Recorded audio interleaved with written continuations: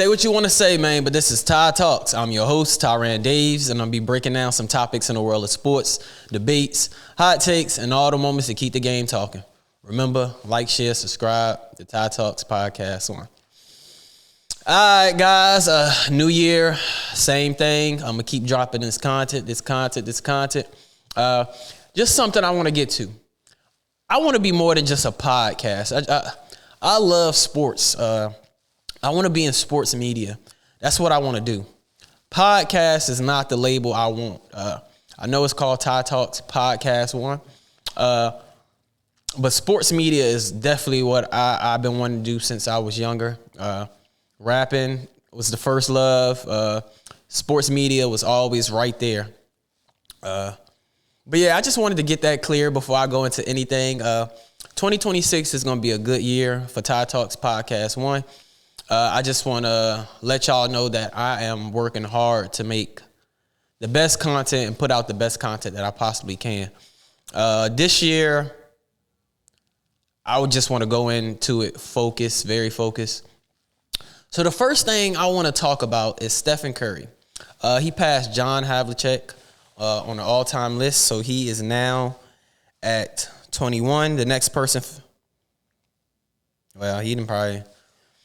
he will be passing KG. So John Havlicek and KG. So if you're wondering why Steph is just now doing all this, if you're too young to know, Steph had a lot of ankle injuries early on. Similar to how LaMelo Ball get hurt a lot. Steph's career didn't start like MVP and all that till he was 26. 2015 is when Steph's career finally took off. You got to understand he's catching up. He playing catch up. Yes, he's 38. But I see Steph only got probably 2 more years left in him before he really call it a quit. Probably 3 at the most. But yeah, that's why Steph is so far down on the all-time scoring list, is because how late and when he peaked. So yeah, guys, Stephen is still rising. He's the second greatest point guard of all time, the greatest shooter of all time. And we probably have never seen nobody like this again. But yeah, salute to Stephen Curry for finally cracking his top 20. Next. So we all know what happened to Jokic against the Miami Heat. He had that hyperextended knee. We thought it was way more than what it was. I thought it was ACL when I eventually saw it, because somebody grabbed their knee like that and they on the ground like, oh man, it might be over. First thing you thinking of is ACL, meniscus, MCL, any of that. But luckily, he only had to miss 4 weeks. They said he ducked a major injury that would have probably set him out for a year. But if that did happen, he never based his game off of athleticism anywhere. So when I expect Jokic to come back, he's going to be the same player, even with this hyperextended. It's nothing going to slow him down. He's always been slow. He always been skilled and slow. And it's nothing's going to stop him. But talking about the Nuggets, the only thing about this, Christian Braun is hurt. Aaron Gordon is hurt. Jokic is hurt. And Cameron Johnson is hurt. Their whole starting lineup, besides Jamal Murray, is hurt. That is not good. Right now, they're the 3rd seed in the West. And let's go over the people they're going to have to face for the next couple games. Cavs, they are fighting for their life. So I expect them to go hard every game. The Nets, Sixers, Celtics, Hawks, Bucks, and Pelicans. Some of these games, maybe they can win, but having 4 out of 5 starters out is kind of insane. And look, putting all that pressure on Jamal Murray, this has been his best year yet. Jamal Murray this year is averaging 24 points, 4 rebounds, 6.9 assists, damn near 7. I think this is his best season yet. He looked locked in, focused. I know he had a bad summer with Canada, but he came into this season focused, and that's all that matters. Do I expect Jamal Murray to win 5 games next? Because they had already lost 2. But do I expect him to win most of these games? No. This is what I'm saying. I think the Nuggets are in trouble. Nobody in the West is how can I explain this? Nobody in the West is waiting on anybody. The West is so loaded. From 1 to 10 is loaded. There's going to be a problem. 5 games, if the Nuggets lose 3 more games, they can slide all the way to the 8th seed very fast. 7th seed, 8th seed. It wouldn't even matter. It will be so... This situation the Nuggets in right now is very bad. And Jokic getting hurt just doesn't make it any better. So, yes, right now I think the Nuggets are in trouble, being that they're in the West. But, yeah, man, hopefully they can get some of these guys back before Jokic and help Jamal Murray, because I expect him to be an all-star this year too also, Jamal. But, yeah, I do not think Jamal can go out there and just keep the Nuggets afloat for 4 weeks, because Jokic will be out for a long time. 4 weeks is a long time. But, yeah, guys, that's how I feel about the Nuggets, and I don't think they're in a good position at all. Seriously. Next. Champagnie and Wemby. We know Wemby got hurt last night against the Knicks. They've been dominating the Knicks the whole year. But he had 36 and 13. His field goal percentage before he got hurt was 83%. So he was on his way to a 50 ball.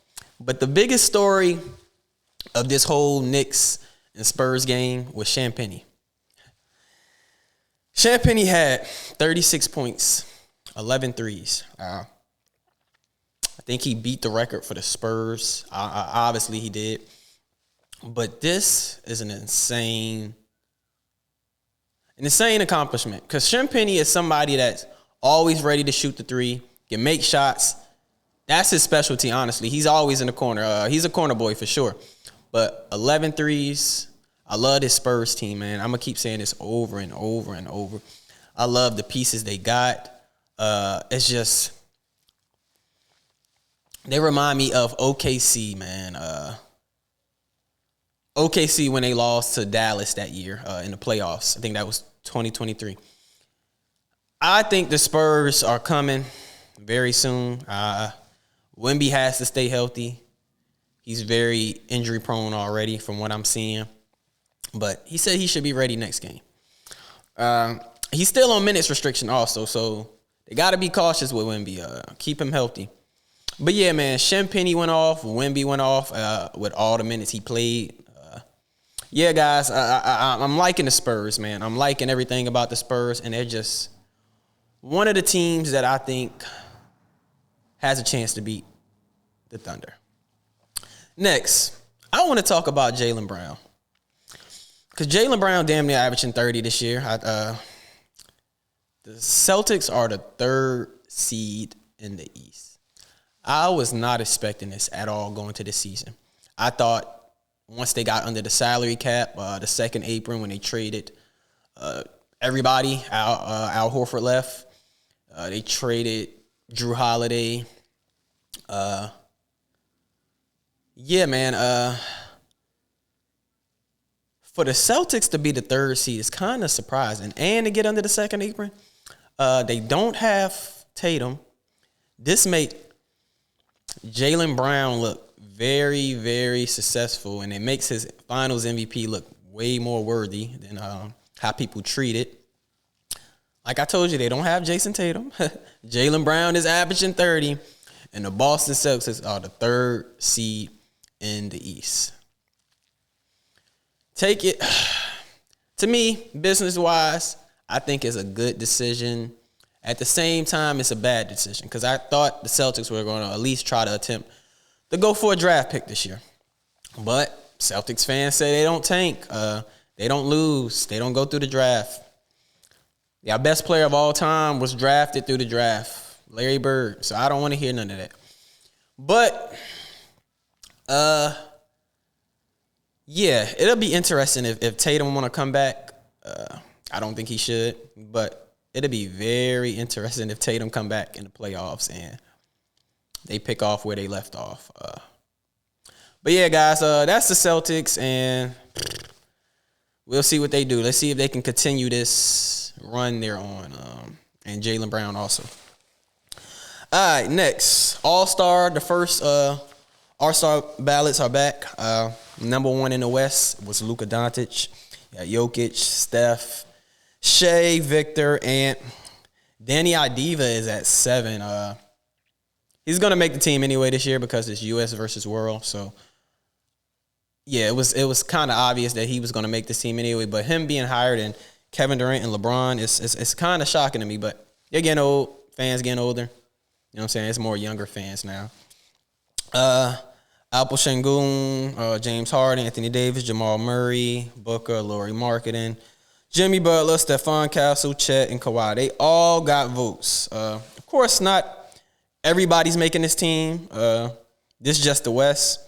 In the East, you had Giannis, number 1, Tyrese, number 2, which is not shocking at all because Tyrese is having a great year.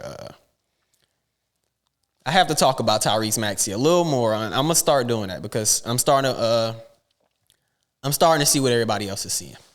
But Jalen Brunson, Cade Cunningham, Donovan Mitchell, Jalen Brunson, Jaylen Brown, Jalen Johnson, Pascal, Josh Giddey, LaMelo Ball, Ingram. Who I'm very shocked not to see on this list is kind of shocking. Scotty Barnes doesn't have no votes on this first return, which is very shocking. I'm kind of shocked that Scotty Barnes doesn't have any votes like that. His name is not in the top of the first returns. We'll see what happens in the second, third. But yeah, I'm just shocked that his name is not in there. Like I told y'all, it's going to be U.S. versus World this year. So it's going to be very interesting to see where this NBA go with this All-Star game because every year is something different and it's watered, wash. It's not good. I don't like where they going with this All-Star. I just want them to go back to East versus West. I think the All-Star game should just go back to East versus West, extend All-Star roster spots to like 15, 17 or so. Because look, it's an accolade. And we got a lot of skilled star players these days, multiple from. It's insane how deep the NBA is right now, but we need more all-star spots. You need to go back to East and West. And, yeah, we'll see what happens with the second returns because I just don't agree. I think Scotty Barnes should be on there somewhere. I know Ingram is right there with him, helping the Raptors win, be a top 4 seed. But this is Scotty Barnes' teams, and I feel like Scotty Barnes should definitely be an all-star this year. It wouldn't make no sense. Hopefully he get voted in if by the coaches if something happened. But next, on to some WWE because I've been waiting to talk about this. The Usos, Jimmy and Jay, are 9-time tag team champions. One of the greatest tag team champions of all time. The ones that have the most reign from what I see is the New Day. The Hardys have 7 reigns. Edge and Christian has 7. The Steiner brothers have 6 title reigns. Dudley's has 8 in WWE. Yes, you heard me, Devon and Bubba. You only have 8 reigns in WWE. And New Day 13 and Billy Gunn and Road Dogg 6. So why did I talk about these tag teams? Because I think the Hardys, Edge and Christian, Steiner brothers, the Dudleys, New Day, and Billy Gunn and Road Dogg are the greatest WWE tag teams of all times. I hope y'all agree with me because it's obvious those are the best WWE tag teams have ever walked through the building. Most reigns, probably the most popular tag teams. But yeah, guys, congrats to the Usos on becoming 9-time. I do expect them to win 10-time. I know Triple H is definitely gonna do that. He's not just gonna make them a 9-time and not make them a 10-time. So yeah, man. Y'all tell me who y'all think should be the one to take the titles off the Usos going forward. What matches, what tag teams you want to see go against the Usos, one of the greatest tag teams of all time. But y'all let me know. But all right, guys, like, share, subscribe. The Ty Talks Podcast 1. More content. Almost at 500 subscribers, guys. Almost there. I want to get to 1,000 by the end of 2026. 1,000. I'm pushing for it. And just keep rocking with me. Growing. I appreciate all the love and all the hate. I appreciate it all. But yeah, guys, more content. Peace out.